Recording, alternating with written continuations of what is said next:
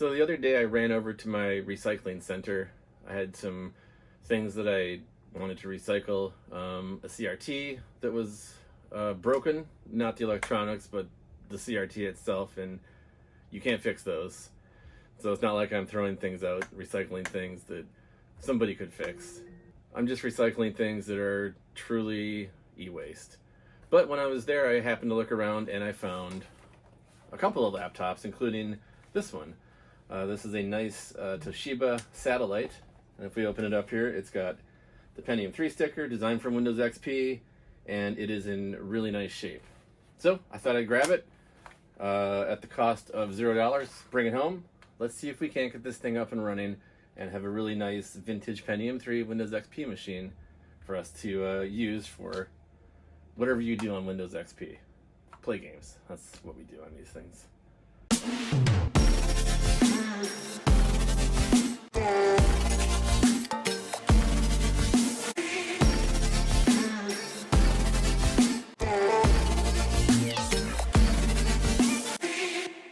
Right, so sometimes when you go to the recycling center, you get lucky and you find a nice Pentium III laptop, like this Toshiba Satellite. Toshiba was one of the pioneers of laptop makers way back in the 80s. NEC had made laptops, and there was others, but I always remember seeing Toshibas as kind of like the laptop people that wanted a good laptop would be after. So Toshiba made a quality machine.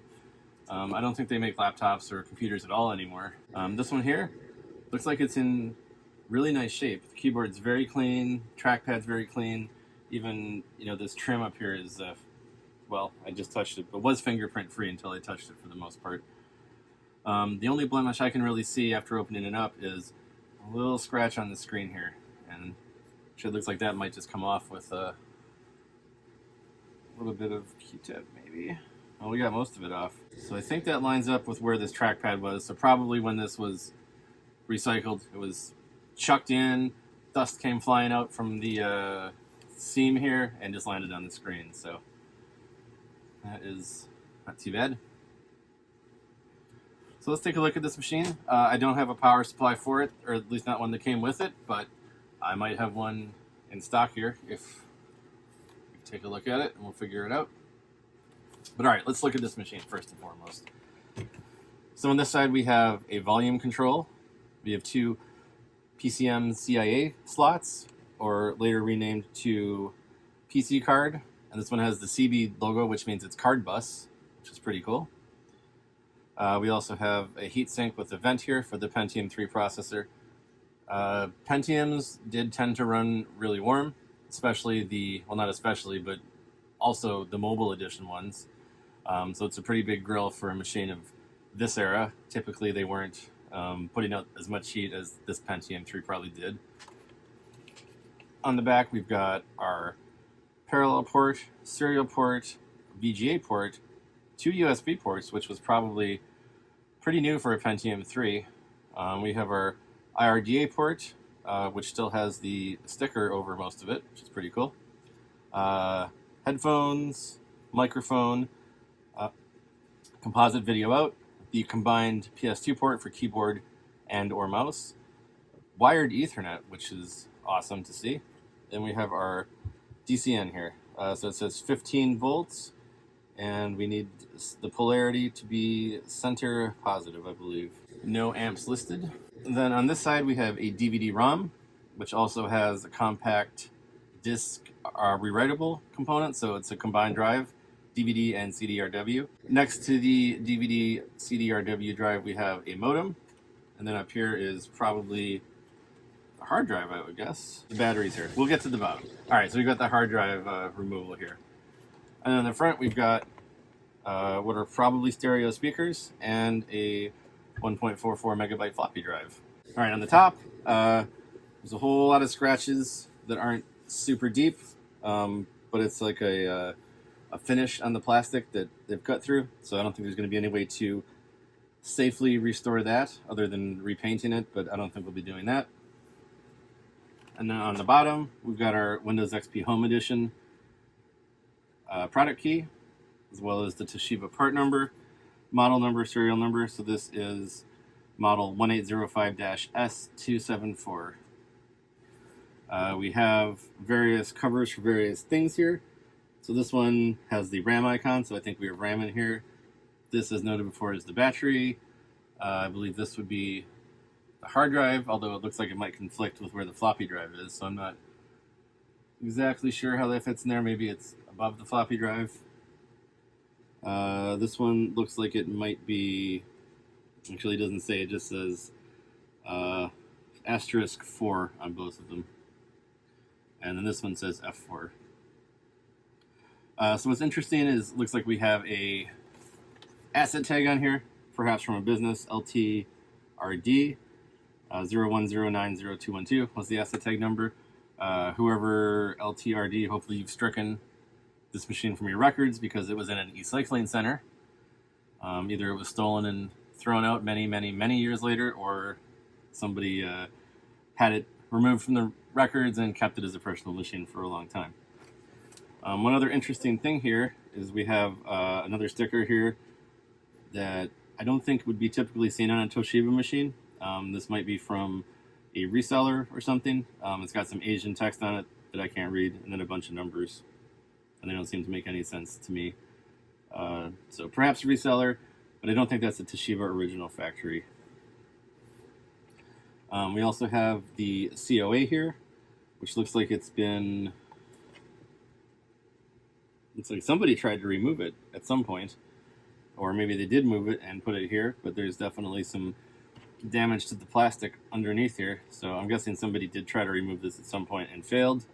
They don't want you reusing these, although it's Windows XP, so if you need a key, Google it. But at the time, they didn't want them to be reused. They wanted them to only be with the machine they were included with, because Microsoft charged less for bundled Windows than it did for retail Windows. Alright, so the next thing I need to do is see if I can find a 15-volt DC center positive power adapter. So let me do that. I've got an entire box of power adapters. I probably have something that will work for this. So, alright, so I got a Toshiba branded AC adapter. Let's see, 15 volts at 5 amps. So let's go ahead and plug it in. Plug it into the computer. We have the flashing orange light for battery to indicate the battery is toast. So let's hit the power switch and see what happens. It made a sound, and the power light's now on. I don't hear any fans. I don't see any display, however. There definitely appears to be an issue with this laptop. So let's go ahead and start tearing it apart. This machine has a bunch of bays. We're going to take all of these out, so we'll start by taking the battery out. This battery obviously is toast. And most laptops work without a battery, so, or with a dead battery, so I don't think that's going to be the problem.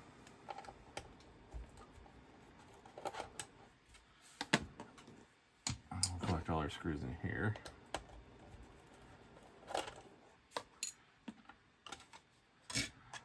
We have no RAM installed. I probably have some RAM we can put in there. Let's see what else we have in here. This is the modem. So we have a modem installed. This would be, I believe, where the hard drive is.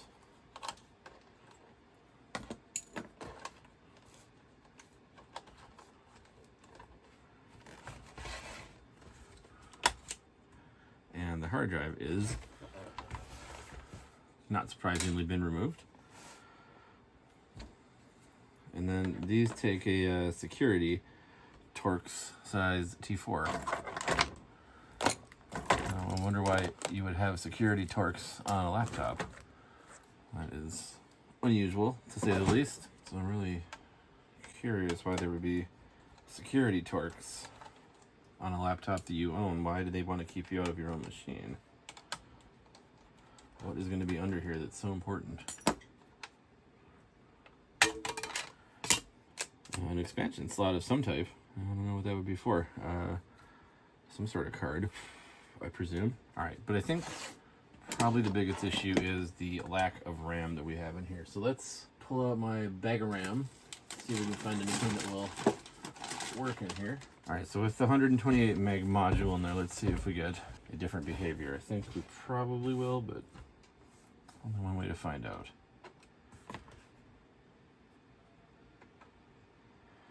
Yes, we're getting screen now. I heard more sounds out of it. Check the BIOS, see what we have in here. It's almost like the keyboard doesn't work. Yeah, caps lock's not working. So I think the keyboard might be disconnected internally somehow. But we got it to post, so that's promising. Alright, so I don't know how much of this we need to take apart to get at that keyboard, but I presume it's probably everything. Could be through the top too. Sometimes these keyboards have a release where you can get them off without having to take everything else off. I see this like shroud around the mouse here is kind of coming up.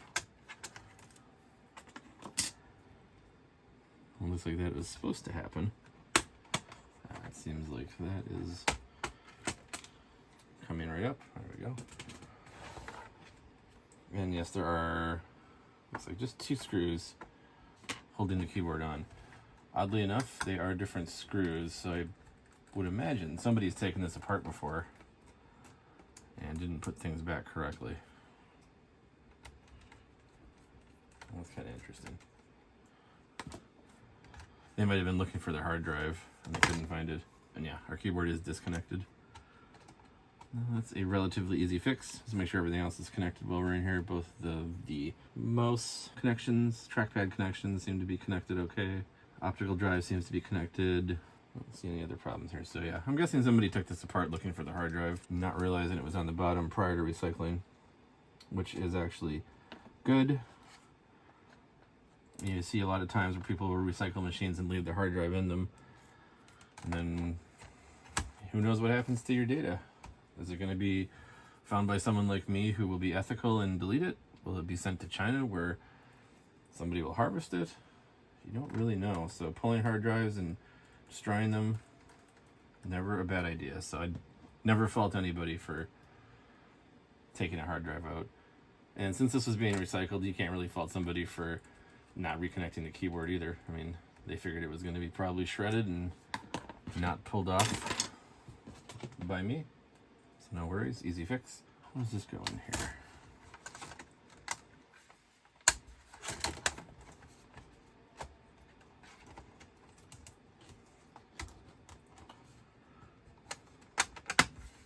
There we go. Oh, and it does actually fit flush against the case. It was sticking up a bit before, so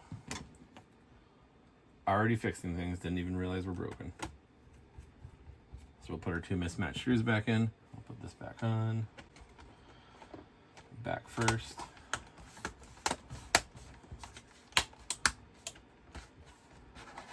Looks good to me. All right. So, presuming that everything else is going to work, let's reassemble some of the things on the bottom here. All right, so for this 44-pin IDE drive, I would like to use a solid state drive instead of finding a hard drive that's going to fit in there. So I've got some of these compact flash to IDE adapters. Now, if we had the caddy, we could just mount this in the caddy and slide it in, and I think we'd be okay, but since we don't have that, that's the trouble. And what if I tape it to a ruler? A little bit of tape, but not too much that I can pull it out after? Maybe. Let's try it. I've got some double-sided tape here that's not super adhesive.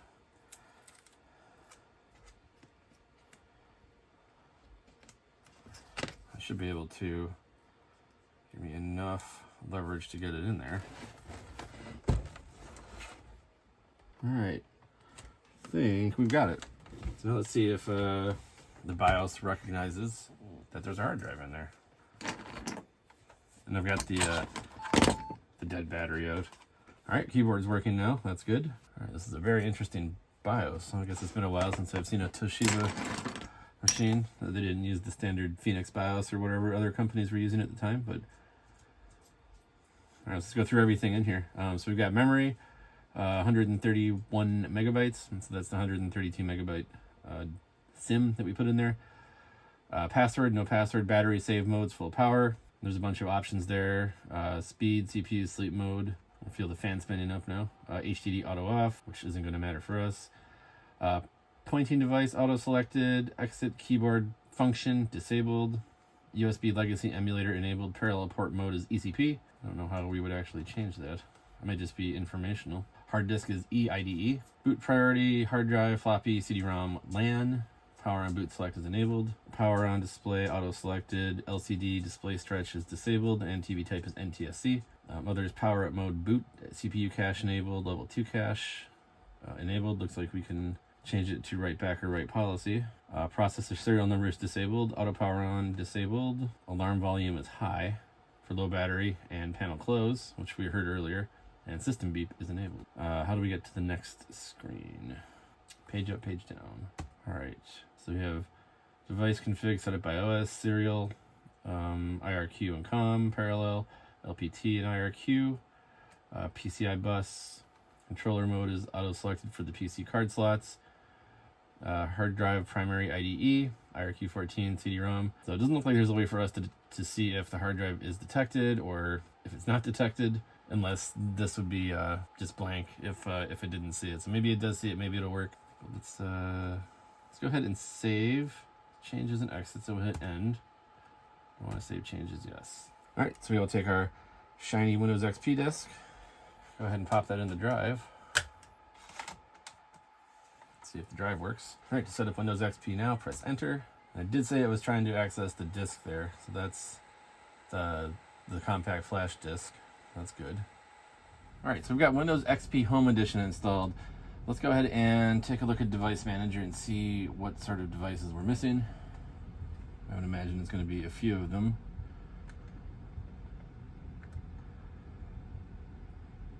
So we're missing the infrared device. Probably not a big deal. Oh, and the video controller. No, but it did find the network card, which is good. You can see our disk drive here as a CF card, which is good.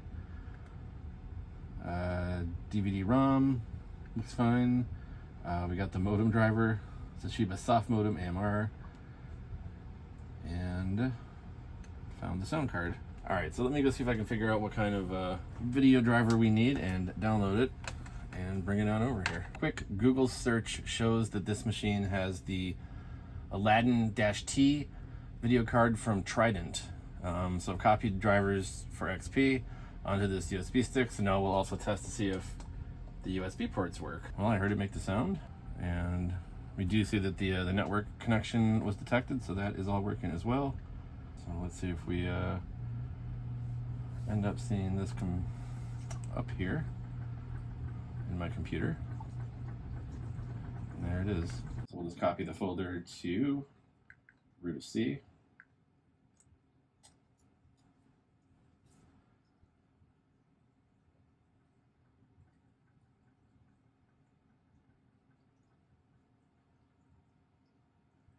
Very slow USB. I think this entire folder was, less than 5 megs, and it took that long, so this must be USB 1.1, I would guess.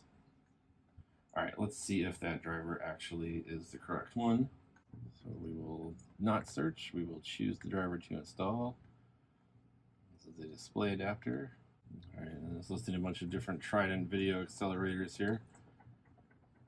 I don't obviously see the one that we're looking after, so let's say that we have a disk. All right, and that's the one we want to install. Not digitally signed. I think this is a user-created driver that fixed some issues with the last published one, which is why it's probably not signed. All right, it says it's installed, it says we need to restart, so let's go ahead and do that.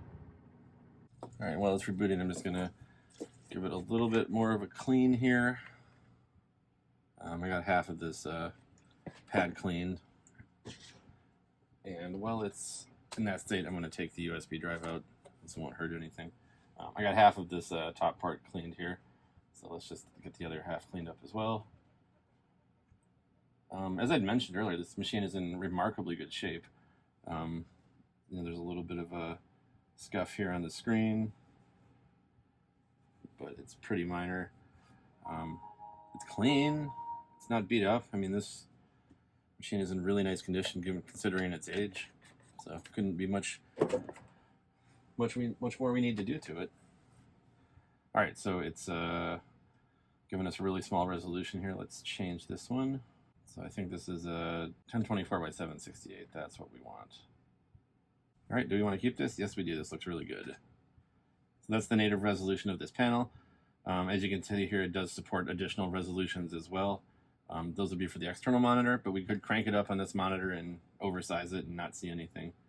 But we'll leave it at the native resolution of this panel.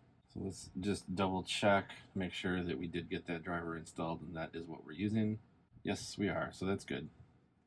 So that means the only thing not installed on this machine is the IRDA port, which I think even when those things were new, I don't recall anybody ever using those for anything. You couldn't use them to control TVs because they were just near range, so you couldn't, point it at your TV and control it, even with an app. It just didn't make it.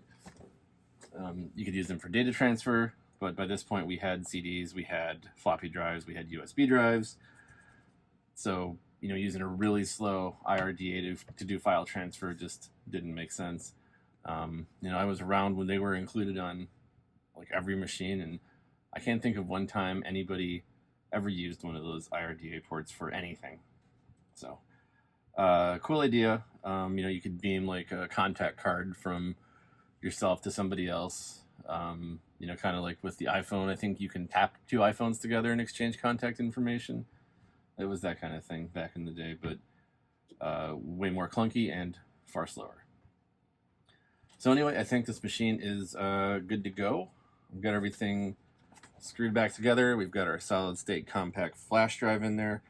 Now the only thing other than that IRDA port, which I think we talked about at the beginning of the video, still has the plastic on it. Let's take that off.